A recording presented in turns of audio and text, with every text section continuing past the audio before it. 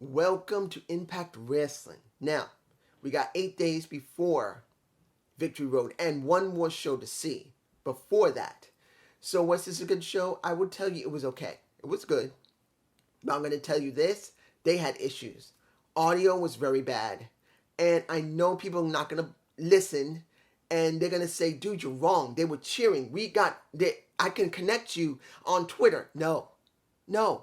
Guys, when you look at the Dallas, Texas crowd, most of them were cheering. And most of them were only cheering on one side of the ring.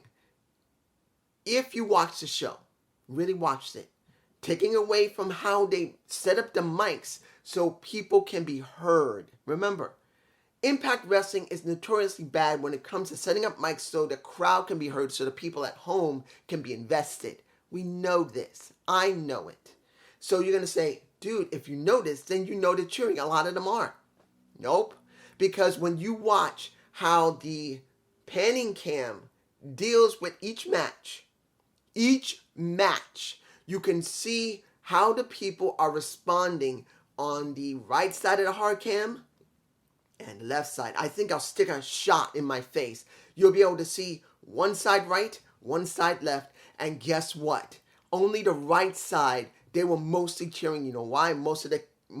Or maybe one or two or maybe mics were over there, and the only mics they had on the other side, if they had any mics at all, were from the cameras, from the cameramen. And understand, and I will say this, the camera was good, but there was one match they screwed up lovely, and I'm angry about that. It was dumb. So, let's do this right now.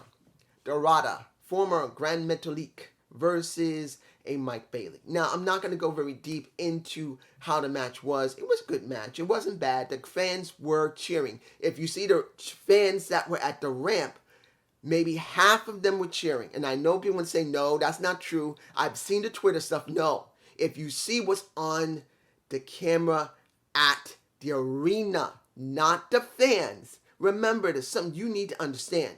What people are going to watch is more than just Twitter. They're going to watch what's on the show. And with the audio being bad, and the audio was bad, people go by what they see from the show, not just from the fans. No matter what you say, it's what's on screen. So most of them that you could see are cheering and talking. So it wasn't bad. Now, of course, Kenny King came in and interfered after, well, not interfered after. You know the reason I'm botching here? Is because I really wish they'd done more with Mike Bailey when it came to Ace Austin and having a real story, but it didn't happen. Ace Austin, his story didn't happen, so he didn't get the title from Ace properly. He didn't. So he never got a chance to have a real arc to start developing a real character and give us something real. And I know people will say, dude, it's the X Division. They don't do storylines. They should. They need to. Why do you think Impact Wrestling's having problems? They're not doing stories. Look, you look at when TNA used to be around. You look at the mid-2000s going in 2010. They had stories with the X Division. They may not have been long ones, but at least there were stories to go from one story to another. We know it happened, but here, the X Division is an afterthought. Now, after that is all over, and the Kenny King attack happened, Mike Bailey was talking to Scott D'Amore. And let's make this very clear. Scott is making very clear there's going to be a triple threat revolver. I believe that's the name of it. I could be wrong. If I'm wrong, sorry. That's at Victory Road. And that Mike Bailey has to do double duty. So he's going to have a match probably he'll open the show with Delirious, a former Ring of Honor champion. And then later, I believe he will have to do a second match. Now, I could be wrong, but the Triple Threat Revolver has a lot of people, including Mia Yim, is trying to get the X Division due to the fact of her and Kenny King having that interaction. Now, I'm not saying it's great, but this is what we got. So, next, Violence by Design. I'm getting it done now. What did we actually get with that? What was that video package?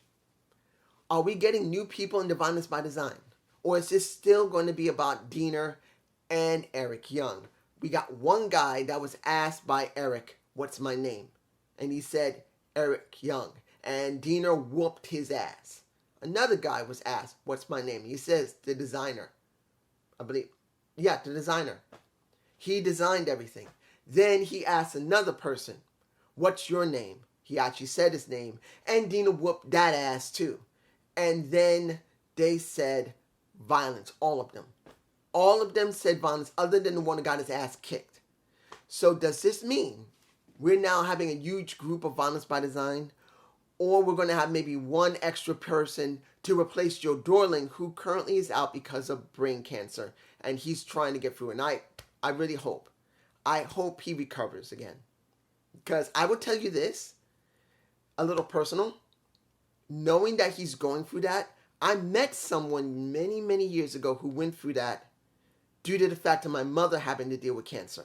Unfortunately, she did not survive due to the fact of complications of chemotherapy. But I hope he'll be all right. Let's move on. Let's go to another thing that it's kind of weird. We got Joe Hardai. I think that's his name. Hardai. He's in my face. But he's with a family. This is making my scalp itch. Hang on. He's in my face now. If I didn't do it then, here he is.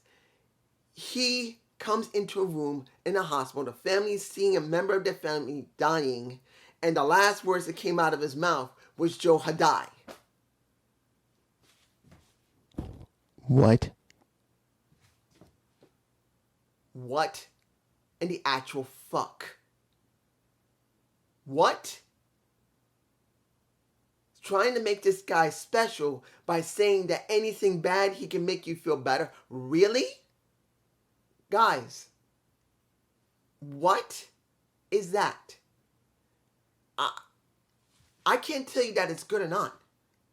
Because, honestly, I don't know if that'll work. There's not everyone is going to be fond of something like this, particularly with all the craziness and particularly that Queen Elizabeth II had just passed away. There's some people that are very sensitive about that. And they just did something like that, even though it's a joke. And I know it's a joke, but I can't tell you that that's going to work. They could have done something other than this guy being called in to make a dying man happy, and he dies and he goes like this after. I don't know if that even worked. That looked warped, but it may work, but I don't know if it will work. And particularly if the guy's going to stay. Remember, Impact doesn't keep their people long.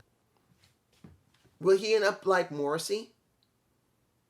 I don't know. Let's move on. We had Diener and Ace. Sorry, not Diener. What did I witness? We had Jordynne Grace. I'm sorry, I said Diener. We had Jordynne Grace looking at the montage wall of her painted red because of Marsha Slamovich, which I got something to say when the Killer Kelly match comes up with Alicia. But then we get a Swinger and Ziggy Dice sighting with a big-ass pizza in Dallas, Texas.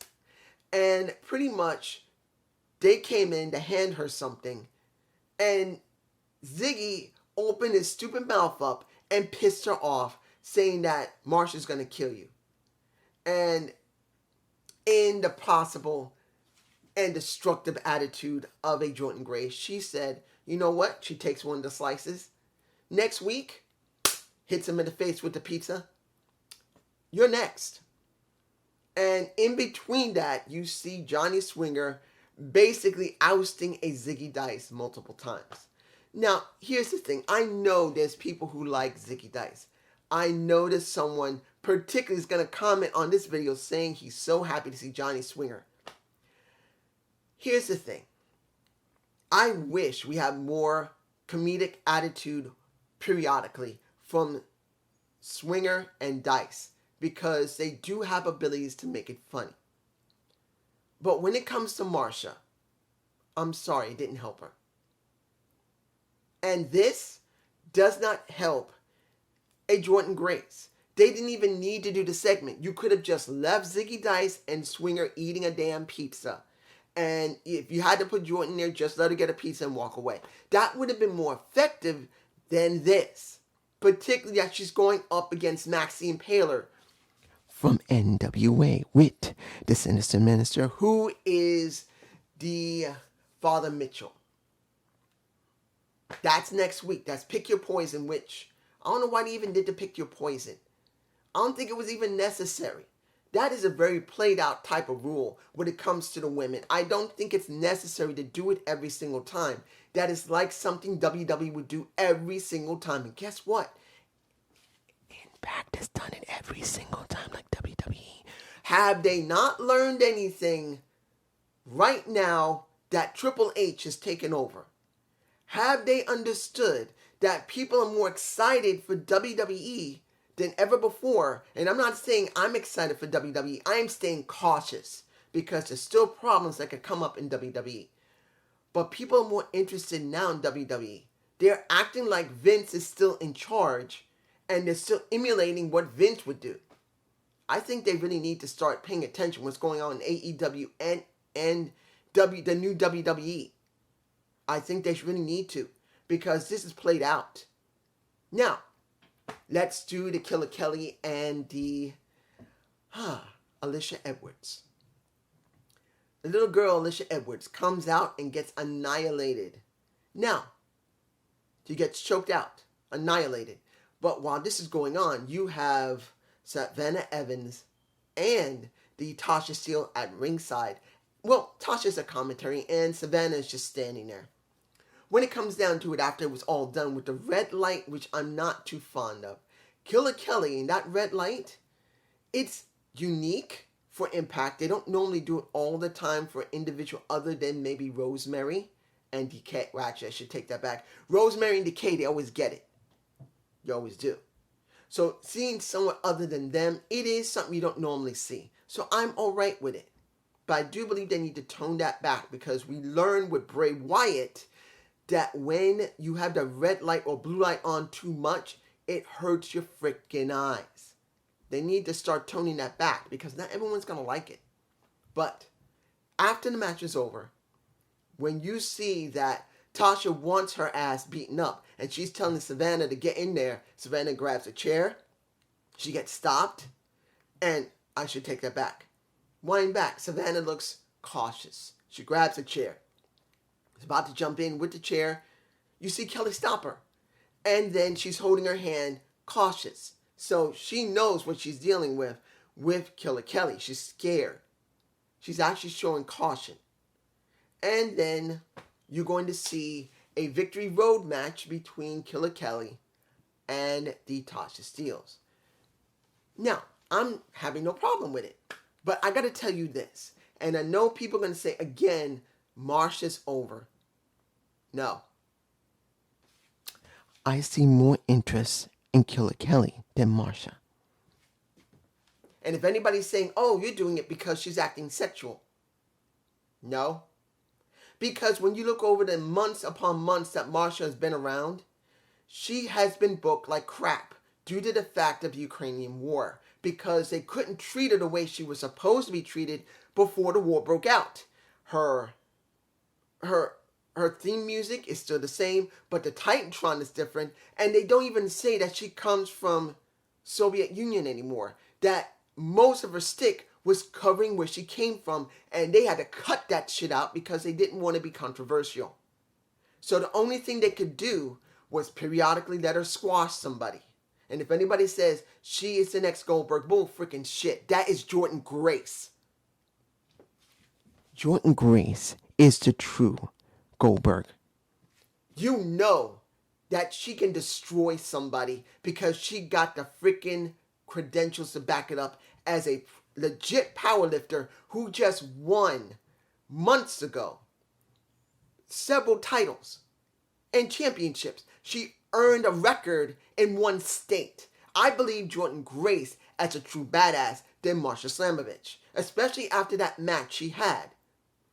The last match she had before dealing with this, where she had to be pushed hard by Chelsea Green to perform. Chelsea is here. Marsha's here. She had to push her hard to make her mean something because they had been giving the squash matches for so long. You saw how the match was. She had to work hard and she tanked. Now, I'm not against Marsha. I'm not. And I want to make that very clear. I'm not against her. But I'm honest to you guys. Marsha has been badly booked. And she should have been repackaged in a way that could have taken advantage to all the strength she had.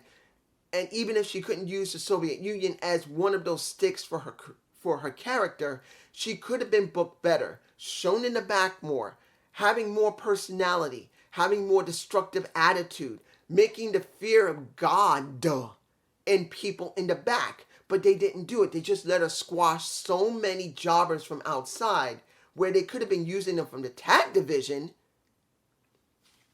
Remember the women's tag division? Remember the Knockouts tag division? Shouldn't have been women that have been booked for them too? No. That could have helped. Now, let's move on. I know that was a long tirade, but I had to do it. Now, Josh and Rich versus OGK for the tag championships. Now, I did not expect them to job here. I knew they weren't going to job. We're too close to Victory Road. They're just not going to do it yet. Do I believe the match was good? I know there's several people who cannot stand a Josh Alexander. And I got to tell you this. For those who can't stand how he looks with his ring attire and how he talks in the ring, as well as how he is, period. I'd like you to compare to Chad Gable, who went through the same thing. And Chad has worked himself out.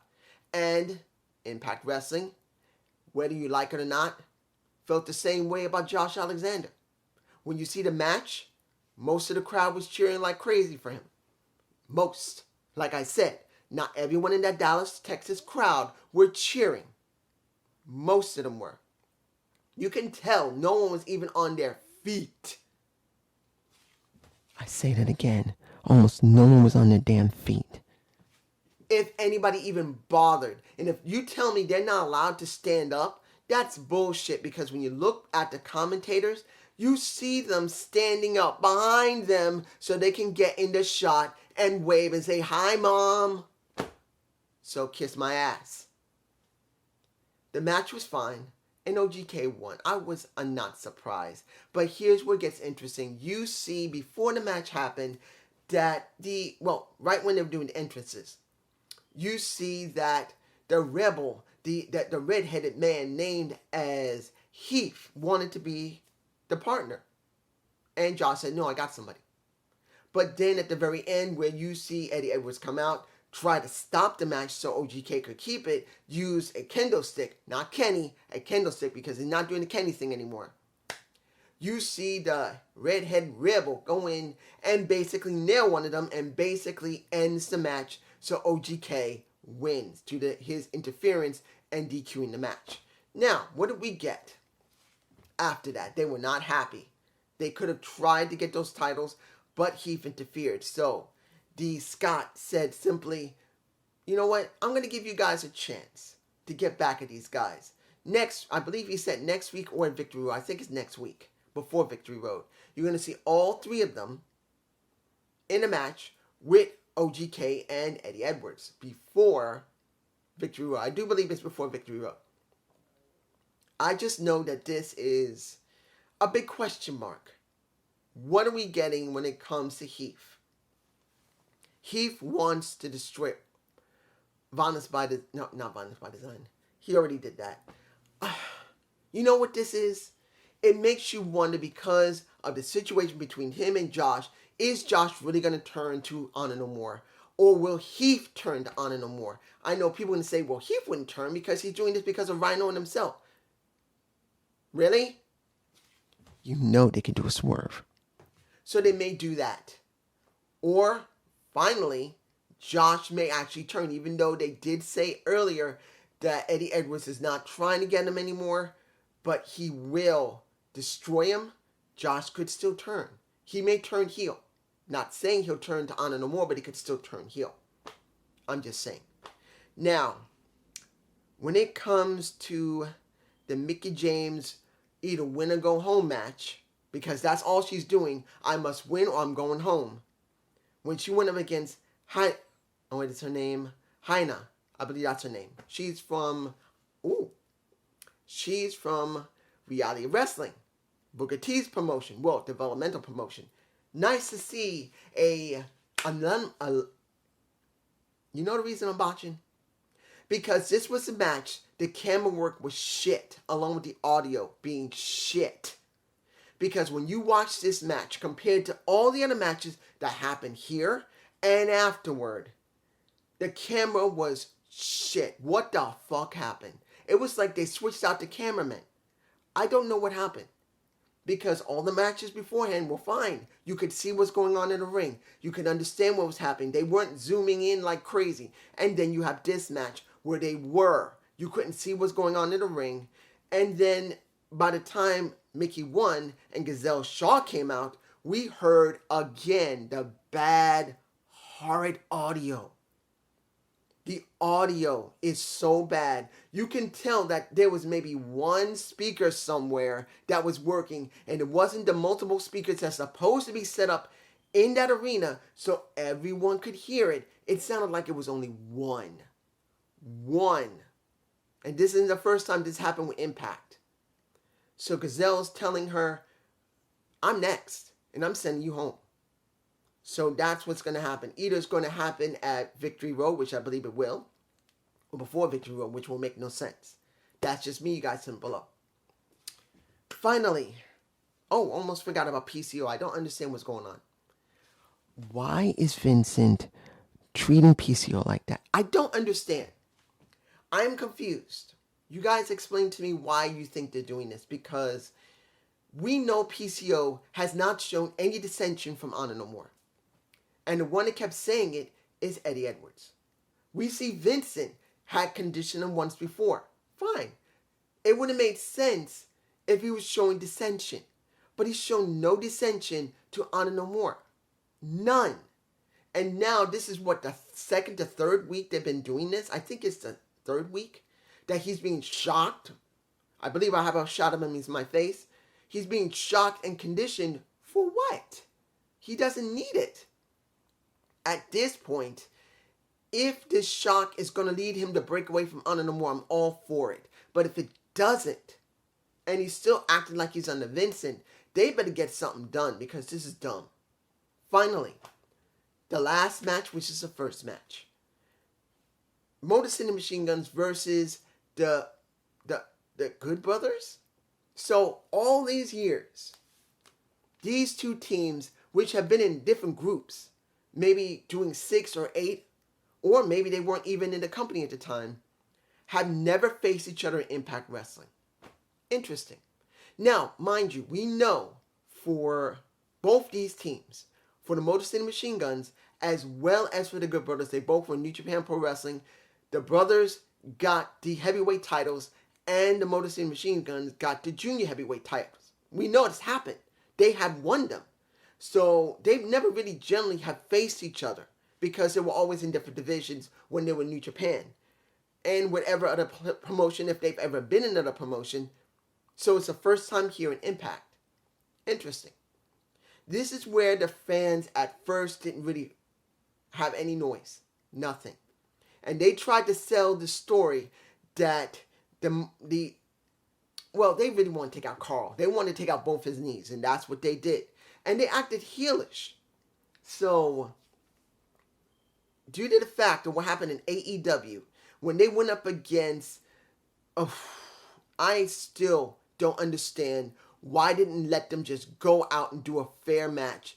Why couldn't they just have them out there with no good guy, bad guy, and have the Motor City Machine Guns and Jay Lethal go up against, basically, FTR wanted to go up against the best team, so they decided to call out the Guns and just have a clean match. No good guys, no bad guys, a real match to show what Shelley and Sabin could truly do. Because they never showed themselves. They never showed what they could truly do in that match. They were trying to be more heels than anything else. And here, that's what they were doing as well. They were trying to be heelish to give the brothers a good shine, a good rub as good guys. In the end, the brothers lost. And I'm not surprised. Supposedly, this might be the last recording, unless they're going to make it all the way to Bound for Glory, which they could.